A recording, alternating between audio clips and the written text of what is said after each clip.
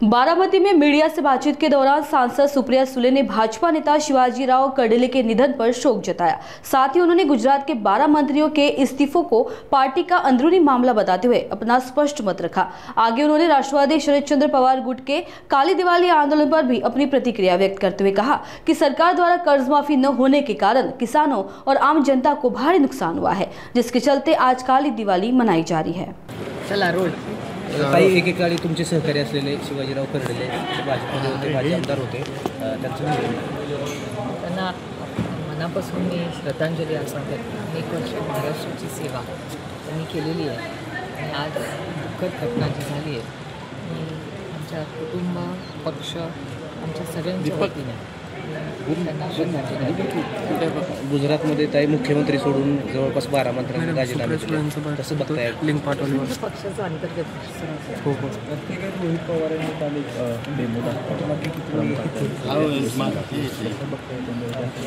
चिंताजनक आहे। हेच तर आम्ही सातत्याने बोलतोय। राहुलजी असतील, रोहित असेल, माननीय जयंत पाटील, माननीय राजजी, उद्धवजी, सगळ्यांची जी प्रेस कॉन्फरन्स आपण सगळ्यांनीच पाहिली आणि तुमच्या सगळ्यांच्या चॅनलवर कालही संध्याकाळी मी पाहिलं की जेव्हा जे काही आरोप प्रत्यारोप होत आहेत त्याचं व्हेरिफिकेशन हा फक्त आमचा वन वे आरोप नाही आहे, सगळी चॅनल त्या घरी गेलेली आहेत आणि जे आरोप झालेले किंवा जे फॅक्ट, जो डेटा, जे वास्तव आहे ते आम्ही तुमच्यासमोर मांडलं आणि ते व्हेरिफिकेशन करून तुम्ही सगळ्यांनी जाऊन व्हेरीफाय केलं आहे। मी महाराष्ट्राच्या माननीय मीडिया, कॅमेरामॅन सगळ्यांचे मनपूर्वक आभार मानते की तुम्ही फॅक्ट चेक करताय, याचा मला मनापासून समाधान, कारण का आम्हाला उगाच खोटे नाटे आरोप करायचे बसत नाही। जे वास्तव आहे या देशाचं हे लोकांना कळलं पाहिजे आणि हा देश कुणाच्या मनमर्जी नाही पण भारतरत्न डॉक्टर बाबासाहेब आंबेडकरांच्या संविधानानेच चालणार आणि त्या नियम कायद्यानेच चालला पाहिजे असा आमचा काही मनसेच्या एंट्रीने ठाकरे गटांनी काँग्रेसमध्ये सध्या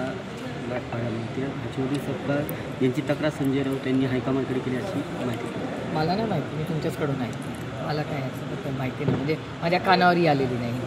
तर तुम्ही फेसबुकवरती किंवा सोशल मीडियावरती काळी दिवाळी नाही, आज सरसकट कर्जमाफी अपेक्षित होती, ती झालेली नाही। त्याच्यामुळे ज्या पद्धतीने सरकारने शब्द दिला होता अडचणीत आलेल्या शेतकऱ्याला न्याय मिळवण्यासाठी सरसकट कर्जमाफी झालीच पाहिजे।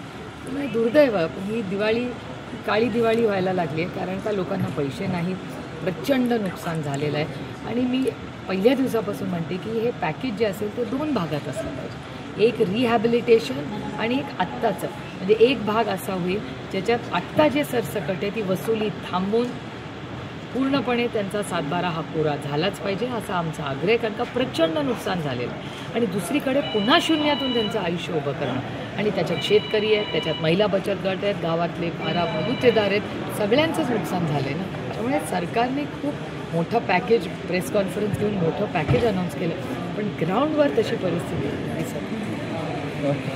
बिहारच्या निवडणूक आहे कसं बघताय सगळं, कारण प्रकार जायचं सुरू होते, जागांचं वाटप सुरू आहे, मतदार नॉर्मल इलेक्शनमध्ये या गोष्टी होत असतात। नाही, मतदार हेच तर आम्ही वारंवार म्हणतोय की एवढं तंत्रज्ञान, AI असताना, तंत्रज्ञान असताना, आधारचा म्हणजे जेनेसिस जेव्हा आम्ही आधार कार्ड UPAच्या सरकारमध्ये आणलं त्याचा अर्थच हा होता की सगळ्यांचं आयुष्य सोपं करण्यासाठी, पण आता त्याच्यात इतक्या चुकीच्या गोष्टी वारंवार दिसत आहेत आणि ज्याचा उल्लेख काल रोहितनेही केला।